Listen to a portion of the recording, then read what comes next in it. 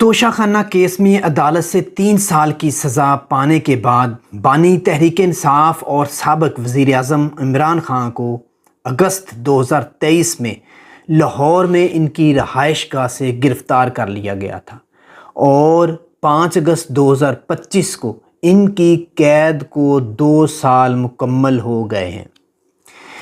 اس دن کی مناسبت سے پاکستان تحریک انصاف 5 اگست 2025 کو ملک گیر احتجاج کر رہی ہے۔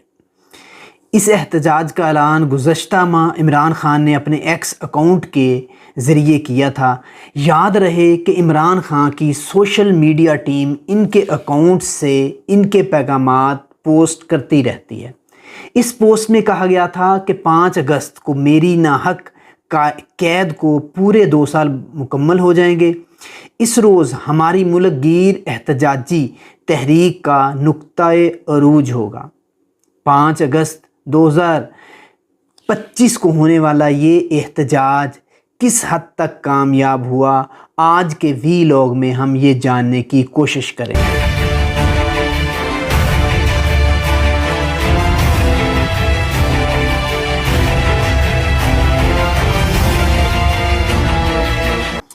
السلام علیکم، میں ہوں شاہد چودھری اور آپ کو اپنے چینل پر خوش آمدید کہتا ہوں۔ ناظرین اکرام، جیسے میں نے آپ کو پہلے بتایا، 5 اگست 2025 پی ٹی آئی کے لیے ایک انتہائی اہم دن، چونکہ عمران خان کی رہائی کے لیے ایک اور کوشش کی گئی، ملک گیر احتجاج کرنے کی تیاری اور کوشش، لیکن ناکامی اور انتہائی مایوس کن کارکردگی تحریک انصاف کے قائدین کی طرف سے۔ تاہم پاکستان کے مختلف علاقوں میں احتجاجی مظاہرے کیے گئے۔ ان مظاہروں میں کتنے لوگوں نے شرکت کی، مکمل تفصیل سے آپ کو آگاہ کروں گا۔ یہ ویڈیو اور یہ ڈیٹا میں نے مختلف چینل سے اکٹھا کیا ہے۔ 5 اگست 2025 کو پی ٹی آئی کے ہونے والے احتجاجی مظاہروں کے متعلق مختلف نیوز چینل سے یہ میں نے ڈیٹا اکٹھا کیا ہے۔ 5 اگست 2025 پی ٹی آئی کے لیے ایک اہم دن رہا ہے۔ ایک بہت بری خبر بھی ہے، پہلے وہ ہم ڈسکس کرتے ہیں۔ الیکشن کمیشن آف پاکستان نے باقاعدہ نوٹیفیکیشن کر دیا 5 اگست 2025 کو پی ٹی آئی کے تقریباً 9 ارکان اسمبلی کو نااہل کر دیا گیا، جن میں عمر ایوب صاحب، رائے حیدر علی خان صاحب، صاحبزادہ حامد رضا صاحب، رائے حسن نواز صاحب اور زرتاج گل صاحبہ شامل ہیں۔ اس کے علاوہ شبلی فراز صاحب، انصر اقبال، جنید اکرم شاہی اور رائے محمد مرتضی اقبال صاحب کو بھی نااہل کر دیا گیا۔ ان کو آئین کے آرٹیکل 62 63 کے تحت سزا سنائی گئی اور یہ 9 ارکان اسمبلی کو نااہل قرار دیتے ہوئے ان کی سیٹس کو ویکنٹ قرار دے دیا گیا۔ پی ٹی آئی کے لیے یہ بہت بڑا دھچکا ہے۔ دراصل یہ وہ لوگ ہیں جنہوں نے 9 مئی کو عوام کو اکسایا تھا اور ملک میں ہنگامے کرائے تھے۔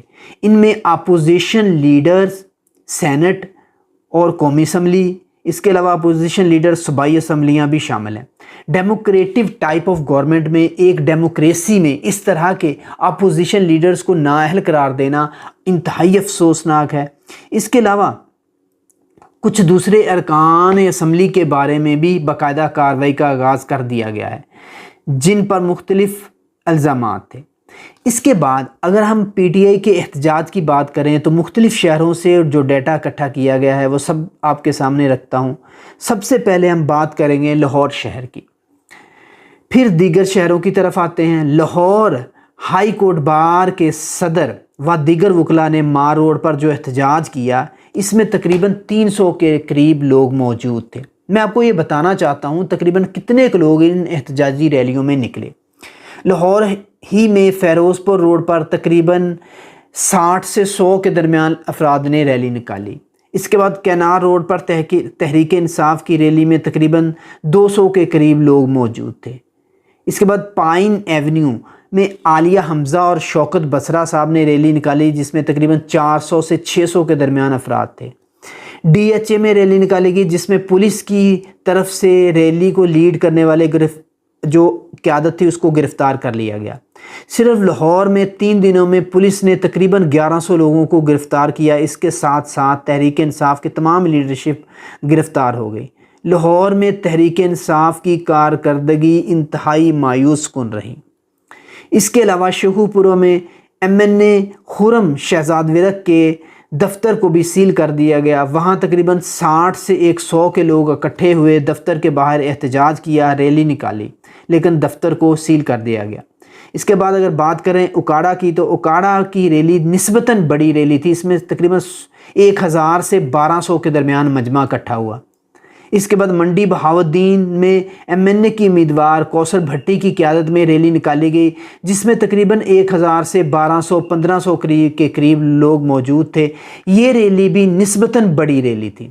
اس کے بعد اگر ہم بات کریں ڈیرہ غازی خان میں کوئی احتجاج نہیں ہوا، ملتان میں کوئی ریلی نہیں نکالی گئی، مرکزی چوک اور دوسری اہم جگہوں پر پولیس تعینات تھی، اس لیے ملتان میں کوئی خاص ریلی نہیں نکالی گئی۔